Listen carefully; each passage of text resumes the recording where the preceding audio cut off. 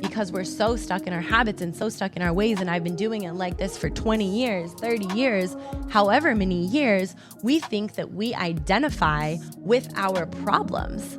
But we don't identify with our problems. Our problems are identifying us. And do you?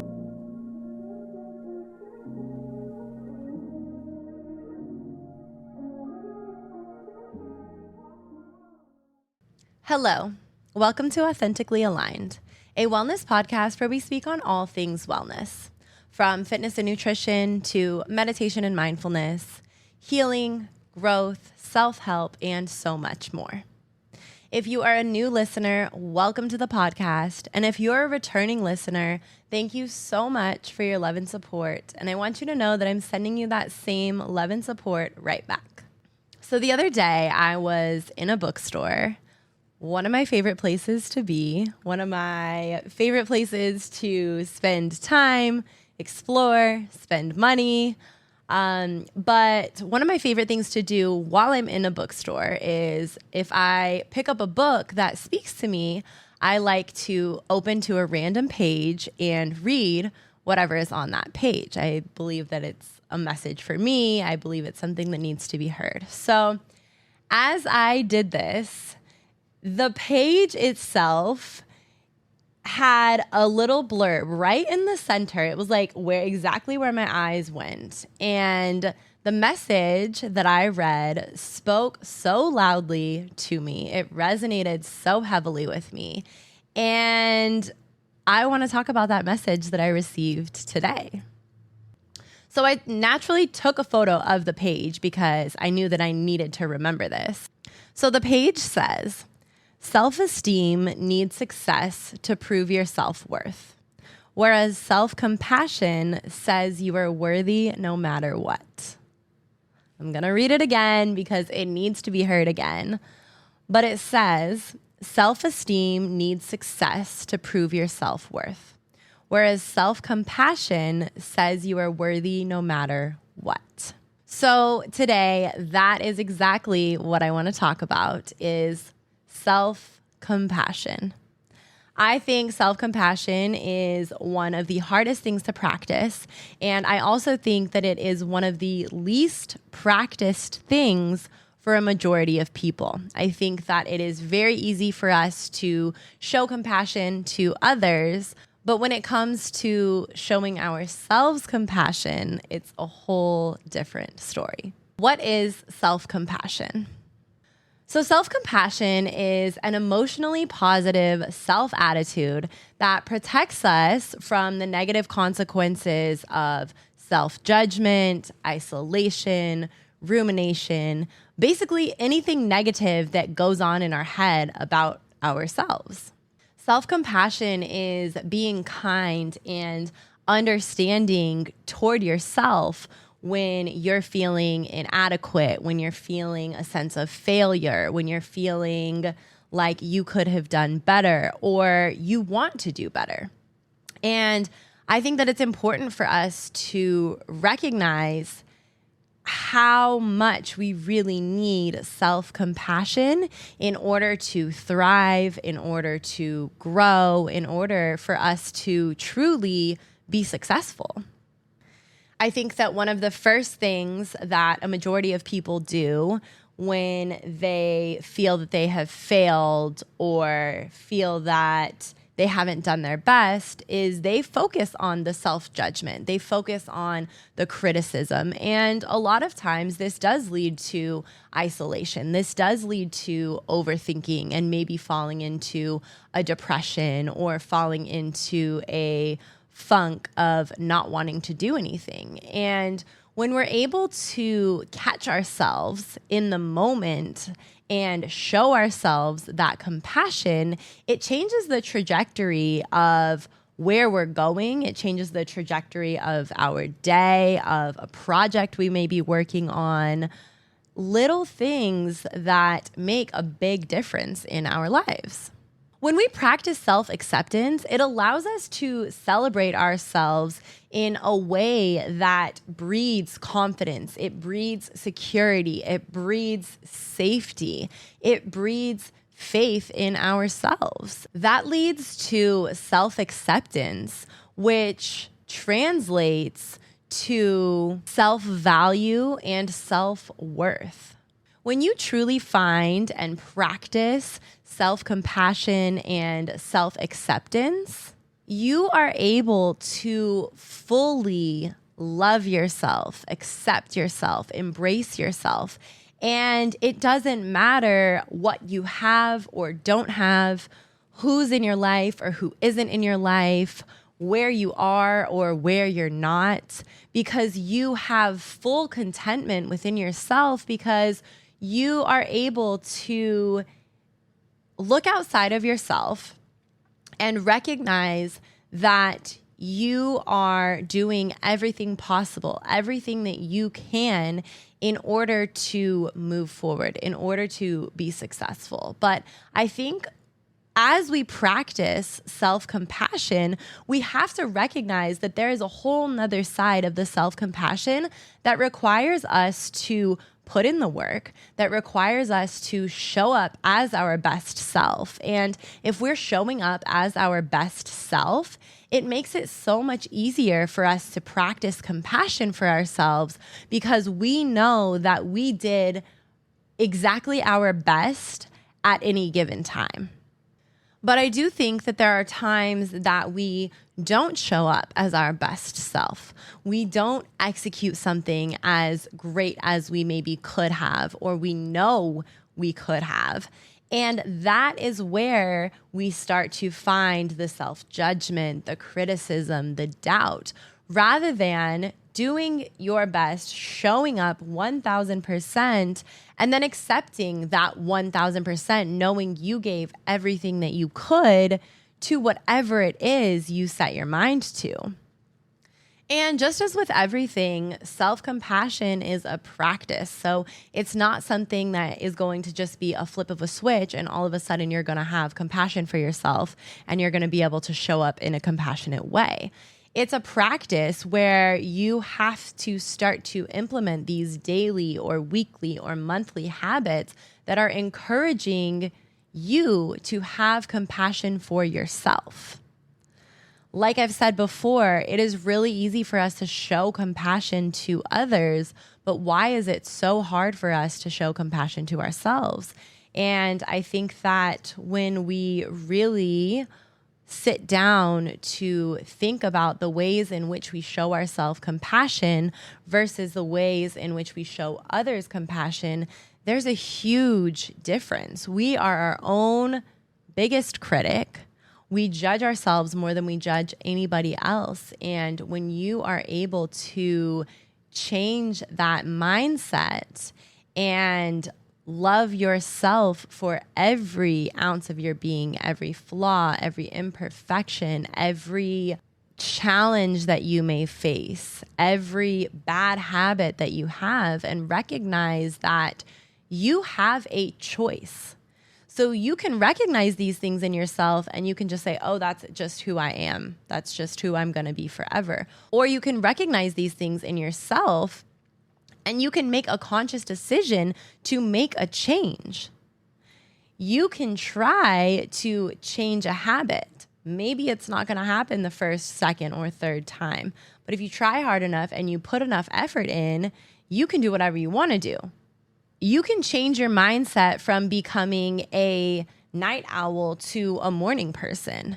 You can change your mindset in becoming a gym goer versus someone who is scared to set foot in a gym. You can change your mind in the way that you eat, saying, oh, well, these things taste better. Well, how about these things make me feel better? It's all about your mindset and it's all about the way that you view things.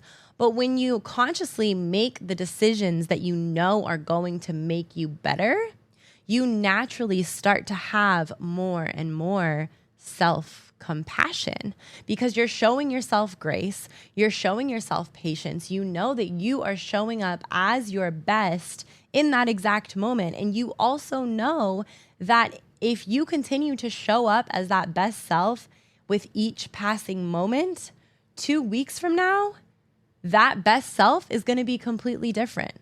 a month from now, that best self is going to be completely different and elevated. And watching those gradual changes allow you to show yourself compassion in the ways of, I used to be here and that's not where I wanted to be. So I made a change and now I'm here. And now today I'm not where I want to be, but I know that I'm actively pursuing the better version of myself. And I think that alone allows you to show yourself compassion. It allows you to give yourself a little bit of grace, and it allows you the time and space to be proud of how far you have come along your journey in whatever it may be. So when thinking about self-compassion, there are three main things to think about: self-kindness versus self-judgment, common humanity versus isolation, and mindfulness versus over-identification.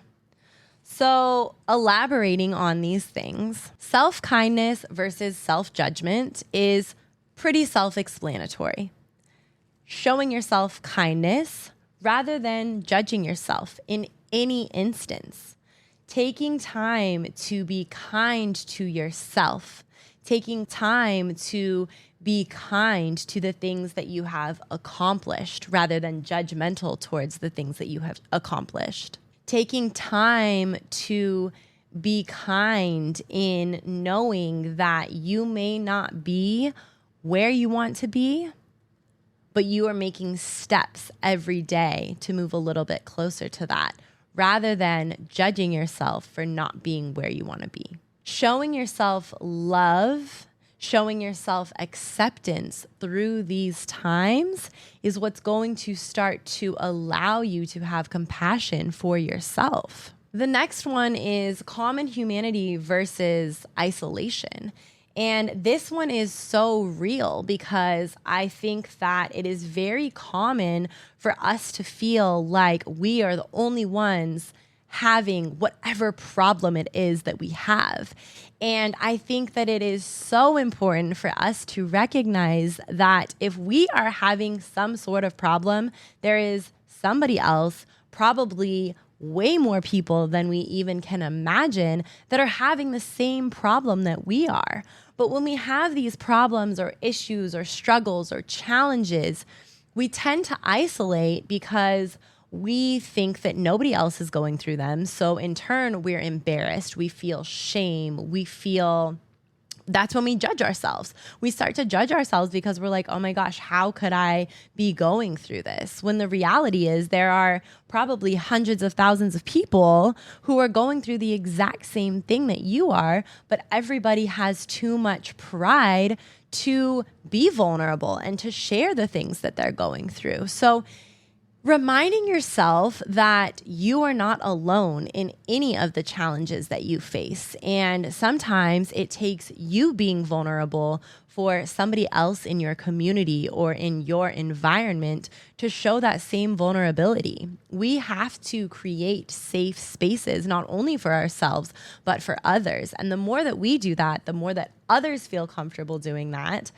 And vice versa. The more that others do that, the more we feel comfortable sharing. So understanding that as we move through our journey in whatever it is, whatever challenges that we may face, don't isolate yourself, because I guarantee you there is somebody in your community that is going through the same thing that you're experiencing, or has been through the same thing, or will go through the same thing. And when we're able to express these things and share these things, then we have that sense of community, and we're able to uplift not only ourselves, have compassion for others, but then also have compassion for ourselves in everything that it is that we go through in life. And then the final one is mindfulness versus over-identification. And this is exactly what I was talking about earlier, when rather than identifying with a trait or a habit or a mindset that you have, being mindful of the way that your mind is presently working and understanding that if you truly desire to change, you have the power to do so. But you have to work on your mindset. You have to work on the reframing rather than over-identifying with the fact that you can't wake up early. You've never been able to wake up early. Well, what if you try going to bed earlier? What if you change your whole schedule, you change your routine, and then all of a sudden you become a morning person?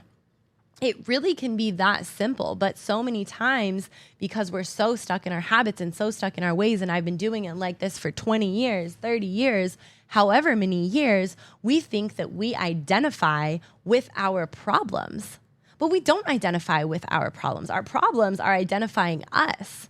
And do you want to have a problem identifying you, or do you want to take control of the problem, fix the problem, and then identify as something other than whatever problem it is?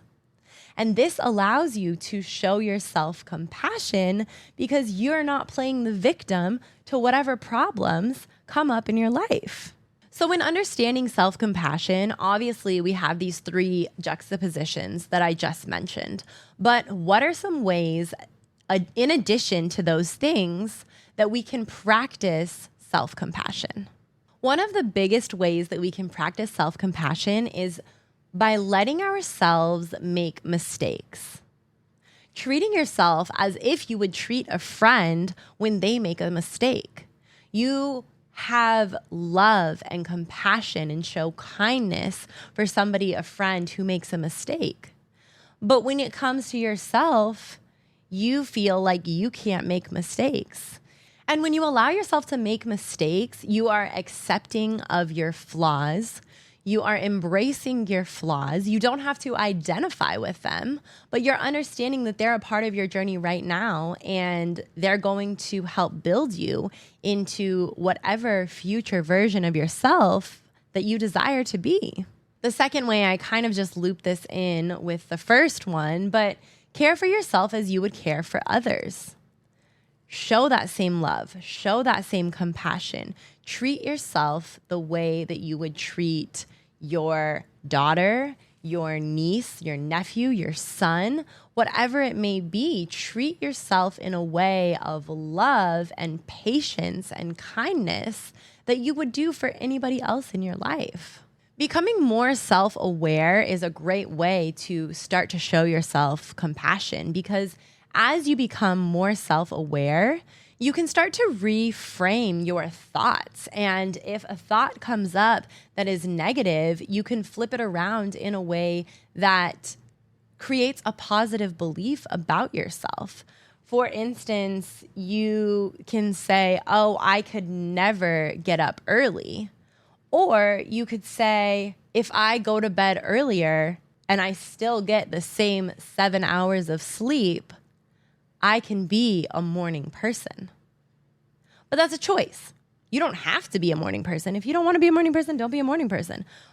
I'm just using this as an example. But understanding there are two sides to everything. One subject matter always has an opposition. And you could be on either end of the spectrum, or you could be in the middle. There really is no black and white. There's definitely gray area when it comes to this. But understanding that there is a process in moving from white to black, or from black to white, in changing your habits, in changing your skill set, in changing your mindset, and taking the time using your own desires to make those choices to change the habits. And when you start to change the habits is when you really can identify with self-compassion. Another great way to find compassion for yourself is through mindfulness. And maybe that is through a meditation, maybe that is through breath work, maybe that is through journaling. But when you are able to connect your mind to your body, you start to lose awareness of all of the clutter and thoughts that are going on in your mind. And when your mind connects to your body, you start to pay more attention to the things like your breath, your heartbeat, the things that are keeping you alive. And instantly, you show compassion, you show gratitude, you show love to your body that works every single day to keep you alive without you even having to tell it to. How beautiful is that when you're able to really just take a moment to connect to your body through your mind and embrace everything that your body gives to you every single day when you wake. You know, practicing that mindfulness can be done through a meditation. It can be done through connection with your breath. And it can even be done through some journaling sequences where you understand the power of your body and spirit over the power of your mind. Our mind creates thoughts and ideas and stories, but our body and our spirit are existing always. They're there. They don't have to be created. So when you start to create these thoughts, you take yourself away from your spirit. You take yourself away from your body. And that is why you start to lose compassion for yourself. Another way to practice self-compassion is eliminating judgment. Trying to take a beat, take a breath before you judge yourself. And what can you say that's positive about yourself? You don't have to instantly make a judgment, but you can instantly say, wow, I'm really proud of myself. Wow, I just did that. Wow, look how far I've come. Rather than, wow, I'm not where I want to be. It really is about the way that you speak to yourself and the thoughts that come up. But what takes practice is the fact that so many of us are accustomed to those negative thoughts. They come up and they're the first thing that we listen to. And what we need to do is when those negative thoughts start to come up, we need to reframe them so that eventually the negative thoughts don't come up and we're just getting positive thoughts and we're feeding ourselves with positive affirmations. We're feeding ourselves with positive feedback, positive reinforcement. And then we really start to thrive because we are exuding compassion for ourselves. A great way to show yourself compassion is by letting go of outside validation. We do not need validation. Validation's for parking, okay? When you are able to validate yourself, when you are able to understand, I showed up better today than I did yesterday or the day before or the day before, and you understand that that is all that matters.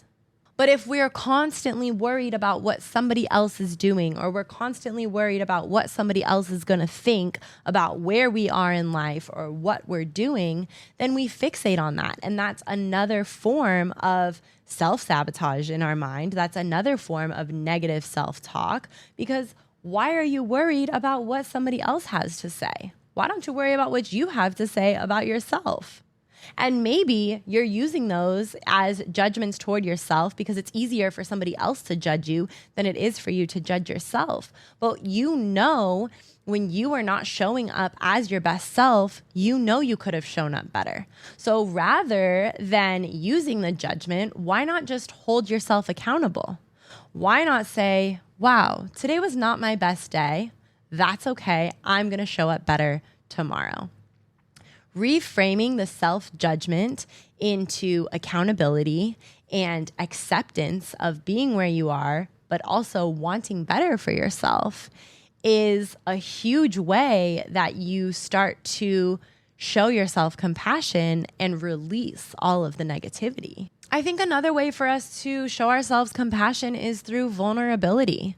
And I spoke on this a little bit earlier, but being vulnerable with the people around you, reaching out to somebody and being honest about the way that you're feeling, about the things that you're going through, and expressing it, saying it out loud. A lot of times when we aren't able to express it, it's because we don't want to accept it. But when we're able to accept it and understand where we are, then that is when we're able to make a change.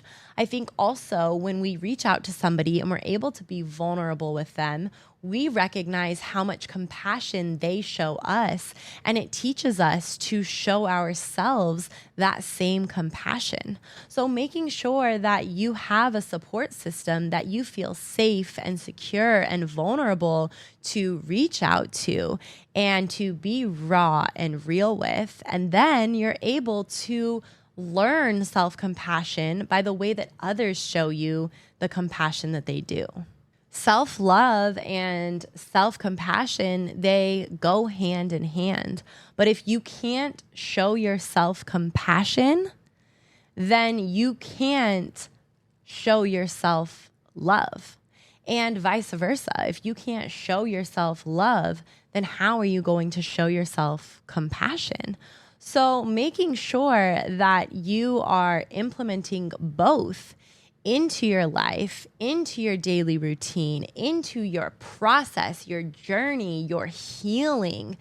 And the more that you start to show yourself compassion, the easier life gets, the more fulfilling life becomes, and the more you're able to embrace every ounce of your being and really, truly step into yourself, step into your power, step into exactly who you are destined to be. So as we move into this upcoming week, I encourage you to start showing yourself compassion, to use these ideas and use these processes to start to reframe your mind, to start to change the negative self-talk, to start to flip everything into a positive and embrace your flaws, your imperfections,